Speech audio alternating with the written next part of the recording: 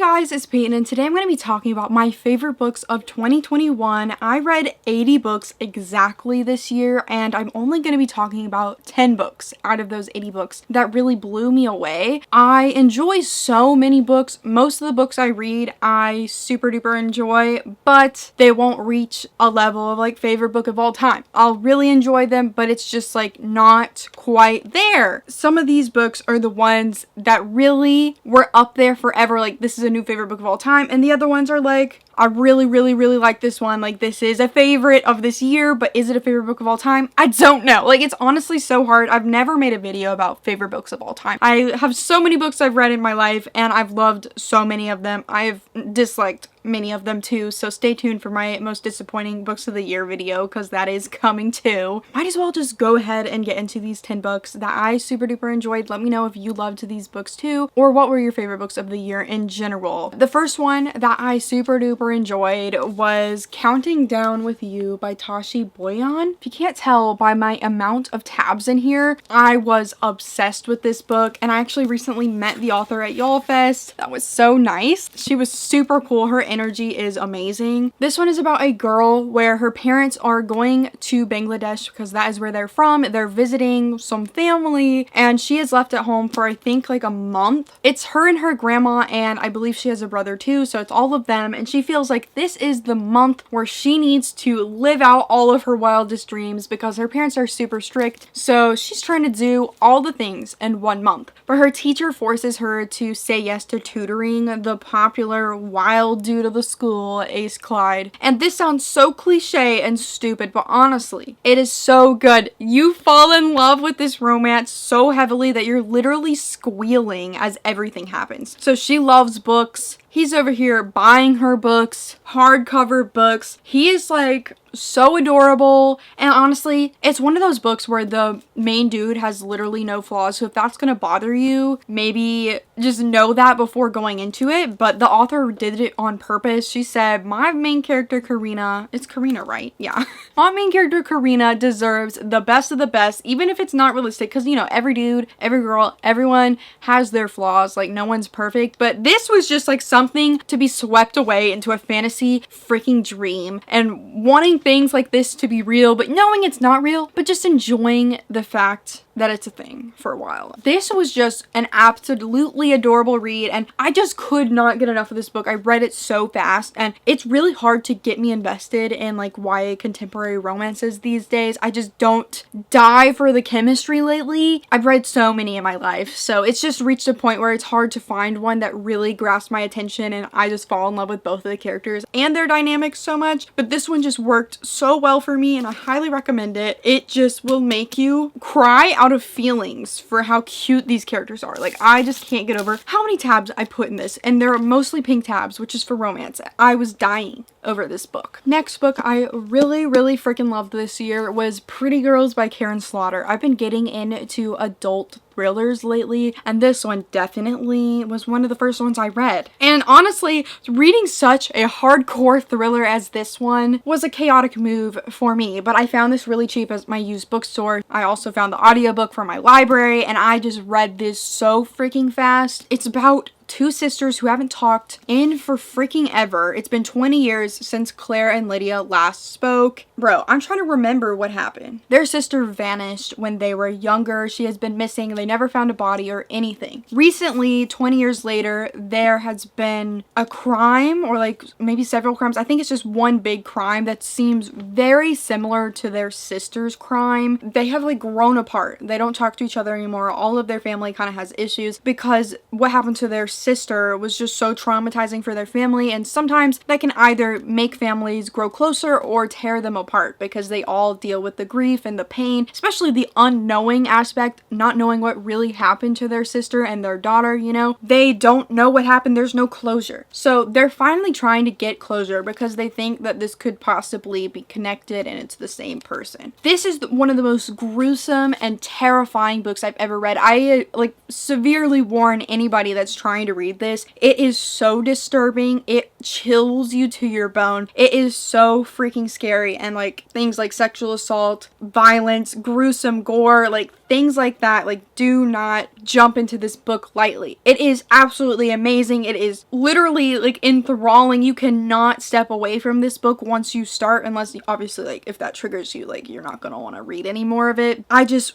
couldn't stop reading about these two girls, and I was so worried for them the whole time, and I was so invested in what happened to their sister and what happened to this current girl who's missing. Like this just took me by surprise too. Like there was some crazy twists in here that just absolutely shattered everything, you know, and everything I believed in was just like, what the frick happened to me? Like this is crazy. If you're getting into thrillers, if you think you can handle such a hardcore book as this one, I do recommend it, because this one is really like one I will never forget. It was a crazy journey, and I do imagine myself rereading this in the future. Next book I read was another adult thriller, and I really loved this concept. This one is more lighthearted. Like I feel like more people could just read this and not be so triggered, you know, because Pretty Girls was just very intense, but this one is more like comical, but also like it is still a thriller. So it's Finley Donovan is Killing It by El Casamano. This one is super fun because it's about an author. Dude, I'm just trying to remember everything about these books, because some of these I read a while ago and it's just like, what even happened? I know I loved it, but what is happening? She's writing this like thrilling little book, and she has an agent that she meets up with at Panera one day. She's telling her agent the plot of the book. Someone overhears her talking about murders and stuff, and it's this woman who's married to this man. She thinks Finlay is a freaking hitman.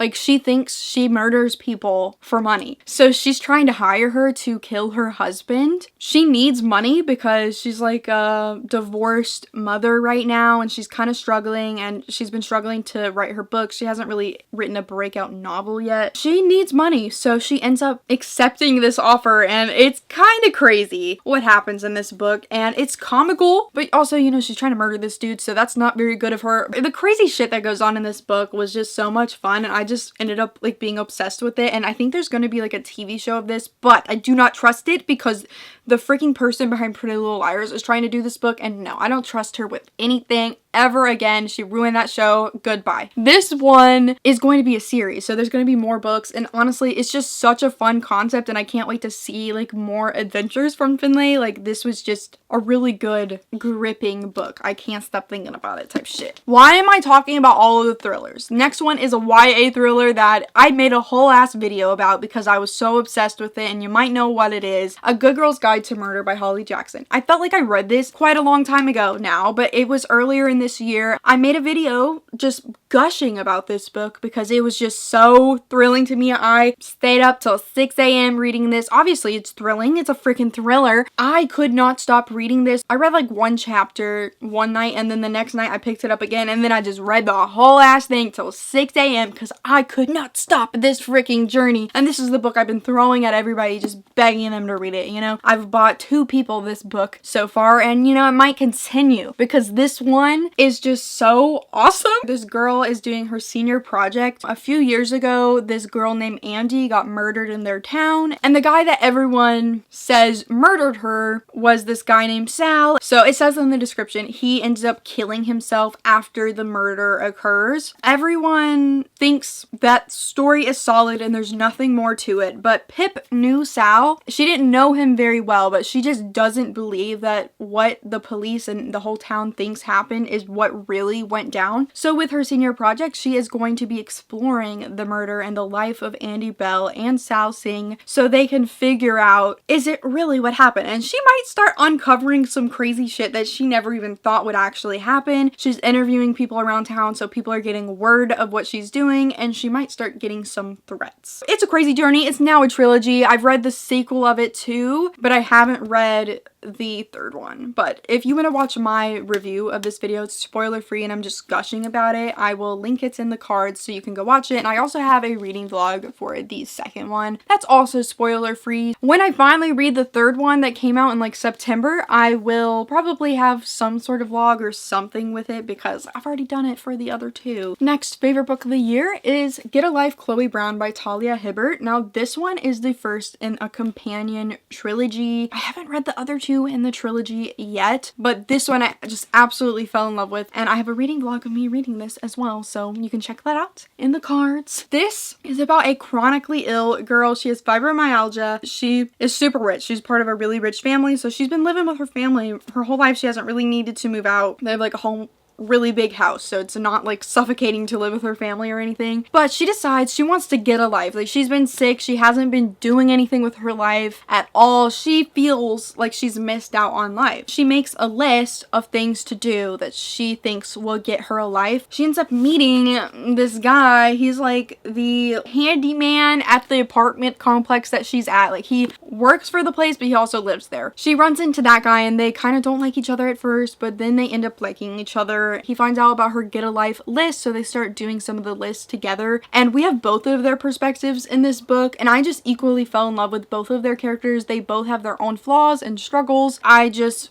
really loved this. And the chronic illness representation, I don't have fibromyalgia, but I do have another chronic illness. I do have my own issues, and there's like a lot of symptoms that I could relate to, and it was just the first time I've ever really read a chronic illness book of someone suffering from things that I have felt before. Like, once again, I don't have fibromyalgia, but there's so many symptoms across so many illnesses that like can connect. So like there's some things in here that I could relate to. It just made me so happy to see like a portrayal like that. And once again, it was a romance that was super cute. This is an adult romance, so it's not for the children, but it was adorable. Like, I just loved both of their characters, and there was just so many lines about like being chronically ill that struck me to my core. I've never been understood by a character so deeply, like about doctors and things like that. And I hope to read more books with chronically ill characters because it really meant a lot to me to see. Next book I really loved, though I have a complicated relationship with this one because I changed the rating several times for it. Normal People by Sally Rooney. I feel like such a basic bitch with this book on my favorite reads of the year. I feel like people either love this or hate it though. And I was weird because I listened to the audiobook of this. At first I was like, oh, 3 stars. But then I could not stop thinking about this book, and the characters are such lonely ass people, and I related to their lonely ass lives so freaking much. I just saw so many things of my life in them, and there were so many lines that I've just never read in a book that just spoke to me. I really saw myself in it, and even with the ending of the book, I saw myself in it. Like, I understood how these characters felt so deeply. So it went from a 3 to a 4 to a 5, and I want to reread it. I started annotating it, but I only got to page 14, and then I got in a reading slump. So I do like want to continue rereading this to confirm my 5-star review, because I just haven't been able to get this out of my head, and I want to watch the show, but I would rather reread the book first because I want to read it physically. After doing the audiobook, I feel like I couldn't fully sink it in the way I wanted to. This book is about 2 people who just over time, over many years, they just keep seeing each other again. And at the start of this book, the main girl, Marianne, she is like a really lonely person. She's kind of bullied in school, and she is like the loser person of the school. Like, no one talks to her and everyone's just super mean. I think it's Connell is the main dude. At that point in the beginning, he's like a super popular dude. Everybody knows him, you know, he's grown up with everybody and everyone likes him. He starts to kind of date Marianne, and he's a little bit embarrassed at first because, you know, she's the nobody. She's the one that everyone makes fun of. He's like embarrassed of being with her. And then give us some time, they go to college later, and she's the popular one and he's the lonely one. And they just keep switching places where they're the lonely people. And I have been such a lonely person in my life so many times of my life. So it just struck me to my core. I swear to God. And especially the portrayal of being lonely in college. Like, college can be a very lonely freaking situation if you don't perfectly meet the right people. I know that well. I know the feeling well, and Connell goes through that period, and it was just something I never saw before because I haven't read a lot of books of characters in college. So, and I'm currently in college, I'm a junior now, but you know, COVID's kind of made it feel like I've not been fully present in college the way I would have wanted to, you know. I can't believe I'm even a junior because a lot of my classes have been fully online because of COVID, so that kind of sucks. I just feel like I really understand these characters. They're super flawed, and that's what's so good about this book. And I can understand why some people hate it, but there's just so many things that I really connect with, and it's a personal thing. I just end up really loving it for some reason. Next favorite book of the year is It Goes Like This by Miel Moreland. This one I was so excited for the moment I saw the cover and then I read the description. It is about a queer pop band. They're as big as One Direction. Like, that's the vibes that we have in here. We have 4 characters and we have all 4 of their perspectives. 2 of them have like a second chance romance type thing because this band has broken up. We're in the broken up stage of the band, but we do have some flashbacks of when the band was still together, you know, but the band had a big fight and they're not together anymore and they don't talk anymore. They're changing. Like, one of them's an actress now that's won Oscars. Like, it's some crazy shit, and I just really, really loved it. I loved the vibes. I loved the characters. I loved the band vibes. This band ends up getting back together because there's like a huge storm in their town that they grew up in, and to raise a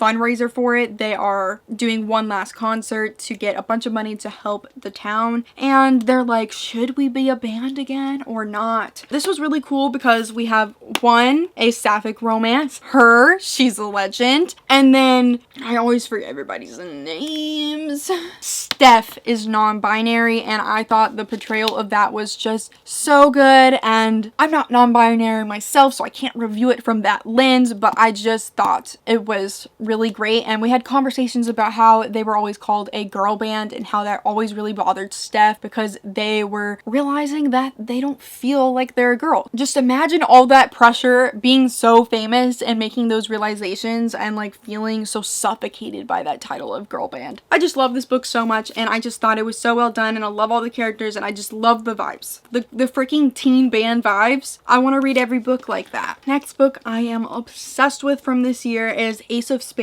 by Farida Abike Ayamide, and I definitely probably mispronounced that, so I'm super sorry. This one, I read in a 24-hour readathon, I believe, so there's the vlog. Go freaking watch it. You know, it's in the cards. But I read it in one day, and it was a YA thriller. Once again, I'm just into the thrillers this year, it seems. And this one was like compared to like Gossip Girl and Pretty Little Liars vibes. This freaking preppy high school only has 2 black people. Devon and Chiamaka, I really hope I pronounced that correctly. They are getting targeted by some sort of person in this school, just like Pretty Little Liars, how they get little text messages. This person is texting the whole school and like keeps exposing people in high school, but specifically these 2 black kids. They're the only 2 black kids in the entire high school, and it becomes very clear that someone is targeting them because they are black, and no one's getting targeted. Like, none of the white people are getting targeted. It is also queer. They both have queer relationships in this book that are explored, and one of them in particular I'm obsessed with. It was super cute, and it's also not a series or anything, so it's a standalone. You can just read it and know everything and be satisfied. I really enjoyed this one. I just couldn't stop reading it. I just loved the characters individually, the romances, and I was just so invested in this book in general, and I was so curious about what was going on, and it was a crazy one, definitely, for sure. The final 2 books that I am obsessed with from this year are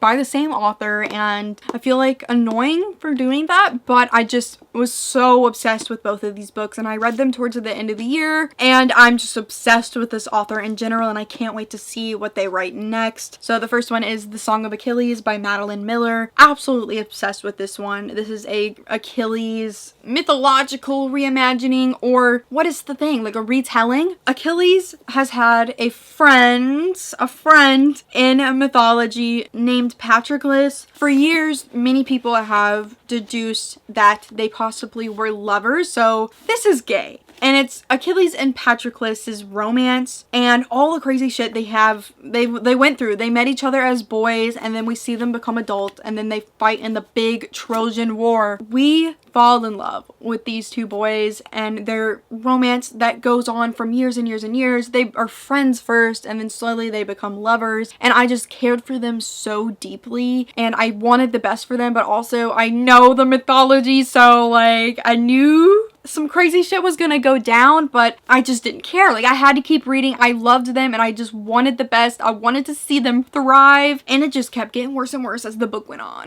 I just think this is one of my new favorite books of all time. Like, it's one of those that have reached that level for me. This author is just so amazing. I can't imagine the amount of research she had to put into this. The way that she did it so effortlessly, it feels like it just all ties in so well, and I just cared so deeply. And it's really hard to get me to care this deeply about characters to this extent, where it's like a favorite book of all time. Like, I think about these characters long after I read the book, and this is one of those that I just can't stop thinking about them and how much they mean to me. It was just so pretty and beautiful, and I appreciate this author so much. So the other book by Madeline Miller, you can probably already guess it if you know anything about this author. It is Cersei by Madeline Miller. I also was really obsessed with this one. This one follows one of the characters that we did see in the Song of Achilles, Odysseus. Odysseus shows up in this book, but the main character is Cersei. She is the daughter of the sun god Helios, or Helios, I don't know how to say it. We see her from childhood to all the years. Like, we go through hundreds of years because she's a goddess and she lives forever. She's immortal. She goes through a lot of things. And the classic tale that we know of Cersei is she gets exiled to an island all alone. And, you know, people start visiting this island over the years, like, things happen to her, and we just see this girl who is just so quiet and, like, just obedient to everything her father said and all of her family, and everyone was just so mean to her whole life, and she felt like she had no voice at all. And we see her get a voice. We see her have witchcraft and magic, and she becomes so powerful all by herself. Like, no one helps her do this. She does everything herself, and she becomes who she is because of her.